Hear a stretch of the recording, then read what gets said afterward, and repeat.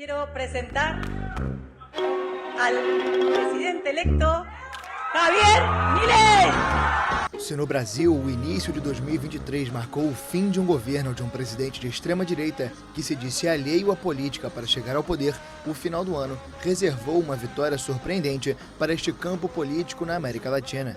Após aparecer como azarão nas primárias de agosto, o libertário Javier Milei conseguiu angariar apoiadores ao longo da campanha e alcançou o segundo turno contra o então ministro da Economia, Sérgio Massa. O autodeclarado anarcocapitalista conseguiu o apoio da direita da candidata derrotada Patrícia Bullrich e do ex-presidente Maurício Macri, fundamentais para a vitória em 19 de novembro. As alianças também vão ser importantes para a governabilidade do presidente, cujo partido possui apenas 38 assentos dos 257 da Câmara. O antissistema, crítico dos peronistas e liberais que se alternam no poder há 20 anos, promete uma terapia de choque para a terceira maior economia da região, com privatizações, cortes nos gastos públicos e a supressão do Banco Central. A vitória foi recebida com protestos de alguns setores da sociedade argentina. As Mães da Praça de Maio, organização que luta por informações sobre os desaparecidos na ditadura, denunciaram o negacionismo do futuro governo Milei em relação aos crimes dos militares no poder.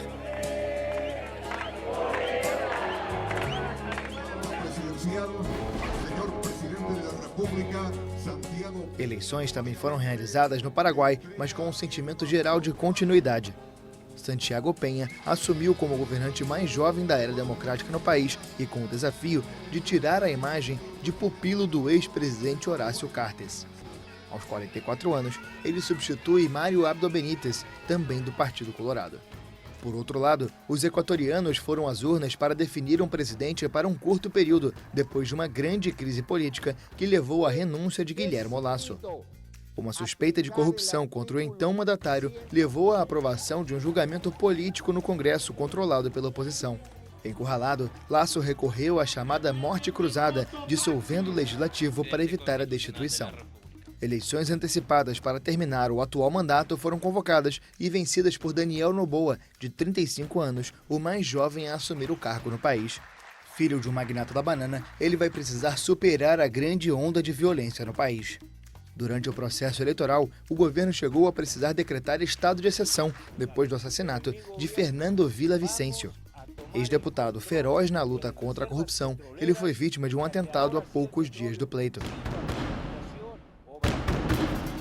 Os equatorianos também precisaram lidar com uma onda de violência ligada ao tráfico de drogas nas prisões. Somente na penitenciária de Guayaquil, vários episódios foram registrados em um curto espaço de tempo, com mais de 20 mortos.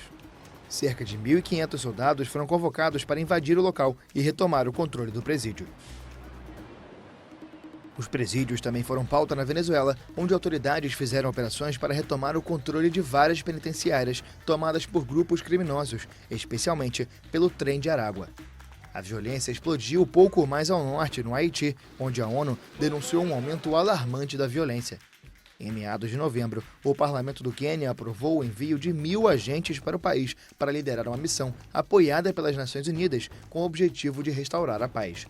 Grupos violentos controlam cerca de 80% do território da capital Porto Príncipe e o número de crimes graves bateu recordes. El Salvador também executa uma grande cruzada contra a violência urbana e apresentou uma mega prisão para 40.000 membros de gangues, alvo de uma intensa ofensiva do governo do polêmico e personalista Nayib Bukele. O país chegou a aprovar uma lei para permitir o julgamento coletivo de membros de gangues, o que foi criticado por organizações de defesa dos direitos humanos.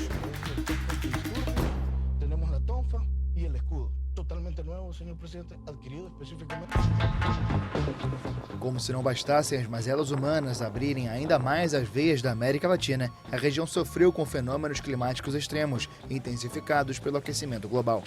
Logo no começo do ano, o governo chileno precisou decretar toque de recolher noturno nas áreas mais atingidas pelos incêndios florestais no centro-sul. As chamas causaram mais de 20 mortes e pelo menos 2.000 feridos. Mais de 300.000 hectares foram devastados nas regiões de Ñuble, Biobío, La Araucánia e Maule. Semanas depois, foi a vez do norte da Argentina sofrer com os efeitos das queimadas. A província de Corrientes teve centenas de milhares de hectares consumidos pelas chamas. O país enfrentou uma grande estiagem e foi atingido por uma onda de calor recorde, o que contribuiu para os incêndios. A seca também foi intensa no Uruguai, que viu o reservatório de Canelón Grande, a pouco mais de 60 quilômetros de Montevidéu, ficar praticamente sem água.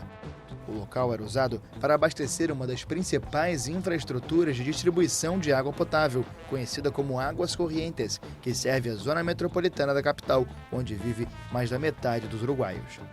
Autoridades realizaram diversas obras e correm contra o tempo para solucionar a crise hídrica que já se alastra por anos. A força da natureza também foi arrasadora em Acapulco, balneário mexicano que sofreu com a passagem do furacão Otis. O fenômeno atingiu o solo com ventos de até 270 km por hora na madrugada de 25 de outubro. Mesmo semanas depois, militares continuavam a busca pelos desaparecidos, estimados em mais de 30, além dos quase 50 mortos. Além das vítimas, os danos materiais foram enormes. Depois de saques de moradores, grande parte dos comércios encontrou dificuldades para reabrir e foram obrigados a permanecer semanas sem atividade.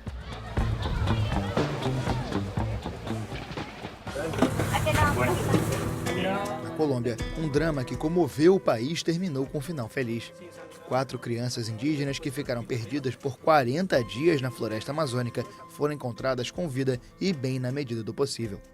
Leslie, de 13 anos, Solane, de 9, Tien Nuriel, de 5 e Christian, de apenas 1 ano, indígenas da comunidade Witoto, viajavam acompanhados de 3 adultos, entre eles a mãe, em um avião que caiu na densa selva em 1º de maio. Todos os adultos morreram. Durante 40 dias, as crianças conseguiram sobreviver vagando pela floresta, onde vivem onças, pumas, cobras venenosas e diversos outros tipos de ameaças. De acordo com socorristas, Leslie, a mais velha, foi responsável por cuidar dos mais novos e coordenar a vida dos irmãos enquanto esperavam pelo resgate, que finalmente veio e emocionou a Colômbia.